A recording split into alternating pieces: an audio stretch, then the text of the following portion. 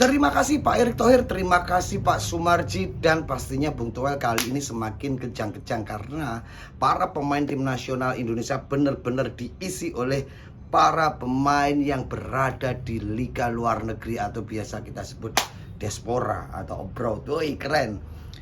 Keputusan ini sudah diambil setelah ada pertemuan antar manajer dan ternyata kita tahu bahwa Pak Erick Thohir memang luar biasa kalau urusan lobby melobi, dan akhirnya Martin Paes pun bisa dipastikan hari ini melawan Arab Saudi akan diturunkan. Keren, Cuk.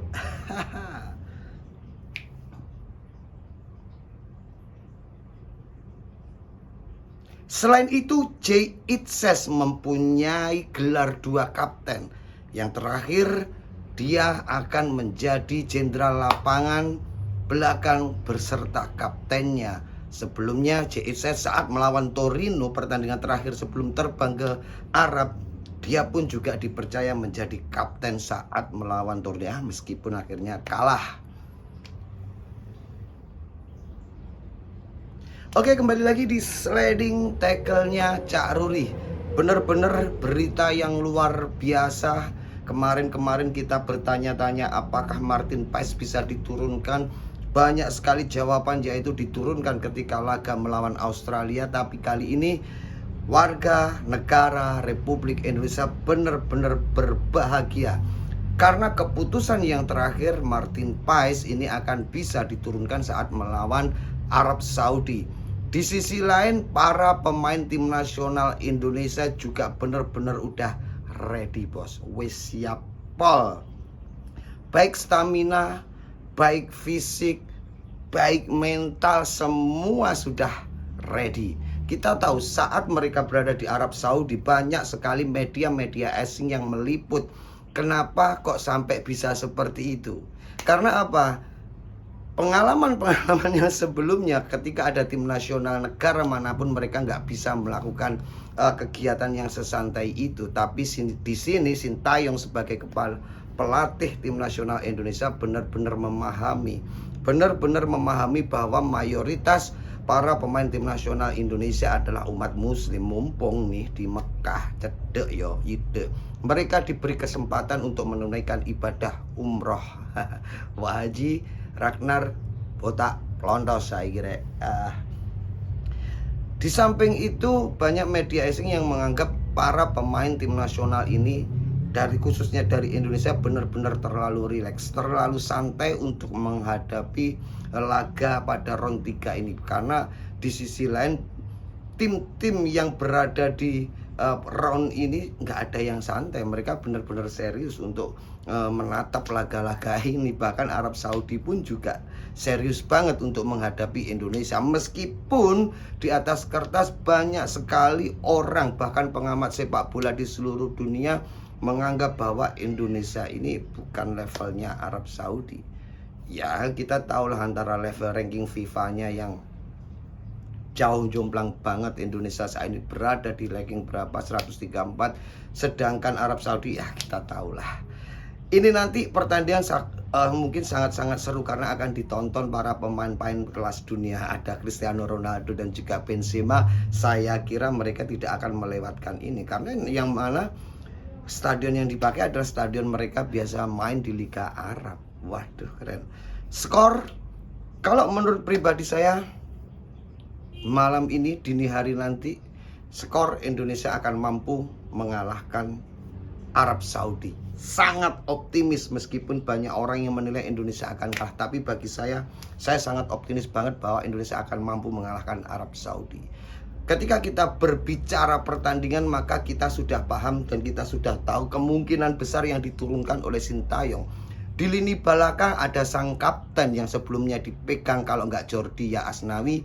Kali ini ada Jay Itzes akan memimpin lapangan belakang, dibarengi dengan kemungkinan besar di sana ada Rizky Ridho atau nggak tahu nanti ada Nathan Joaon ataupun Sandy Walsh, karena kita tahu Justin Hubner saat ini masih terkena akumulasi kartu. Mungkin di sebelah kanan mungkin nggak tahu nanti akan ada Sandy Walsh atau Apun Asnawi yang akan dipasang kita belum tahu. Di sisi kiri antara Pratama Arhan ataupun Calvin Verdong. Karena kalau berbicara sebelah kiri, saya kira untuk permainan kedua pemain ini juga lagi gacor-gacornya. Calvin Verdong pun di tim klub asalnya juga lagi istimewa. Begitu juga Pratama Arhan. Kalau di lini belakang sudah pasti saya kira Martin Paes yang akan diturunkan.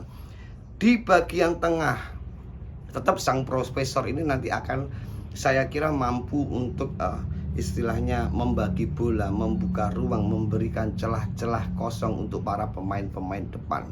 Kemungkinan besar sang profesor ini kalau enggak didampingi oleh Joe Aon tadi yang ada di belakang ataupun Ivar Jenner, kita juga belum tahu, karena kita selalu susah untuk menebak prediksi strategi ataupun struktur-struktur yang akan diturunkan dari Sintayong.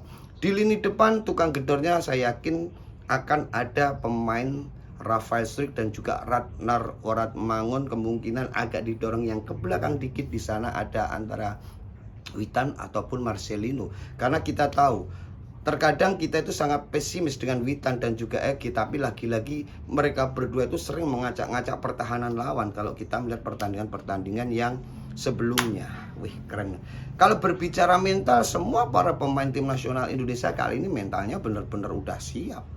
Yang mana Tom Hai juga bermain di Eropa, mereka udah terbiasa bertempur dengan para pemain-pemain yang mempunyai postur tubuh, body language yang luar biasa. Ragnar Oratmangun ada, yang semuanya.